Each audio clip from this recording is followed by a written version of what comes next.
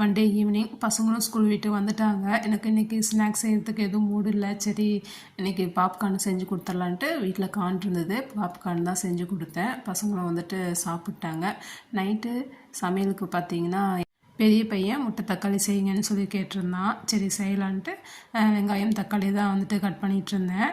நல்லா பொடிசாக கட் பண்ணி எடுத்துக்கலாம். நான் வந்து சாப்பரில் இந்த மாதிரி கட் பண்ணியிருக்கேன். ஸ்டவ்வில் ஒரு கடாயை வச்சுட்டு இதில் கொஞ்சமாக எண்ணெய் விட்டுக்கலாங்க.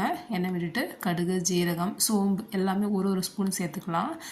3 வெங்காயம் இந்த மாதிரி பொடிசாக கட் பண்ணிவிட்டு சேர்த்துக்கலாம். 2 தக்காளி சேர்த்துக்கலாங்க. இதோட கொஞ்சமாக வந்துட்டு கருவேப்பிலை சேர்த்துட்டு பச்சை மிளகாய் 2 பச்சை மிளகாய் கட் பண்ணிவிட்டு சேர்த்துருக்கேன். தக்காளி நல்லா மசிஞ்சு வரணும். அதுக்கு உப்பு சேர்த்து நல்லா மசிச்சிக்கலாம். கொஞ்சமாக மஞ்சத்தூள், மிளகாத்தூள், ஜீரகத்தூள் சேர்த்துக்கலாம். கொஞ்சமாக விருப்பப்பட்டால் கரம் மசாலா சேர்த்துக்கிட்டிங்கன்னா ரொம்ப டேஸ்ட்டாக இருக்கும். இதோட வந்து ஒரு 5 முட்டை உடச்சி சேர்த்துருக்கேன். கொஞ்சமாக உப்பு சேர்த்து மிளகு சேர்த்துட்டு நல்லா மிக்ஸ் பண்ணி விட்டோம்னா முட்டை தக்காளி ரெடி ஆகிடுங்க. அன்றைக்கி நாங்கள் இட்லியோடு தான் சாப்பிட்டோம். நல்லா இருந்தது.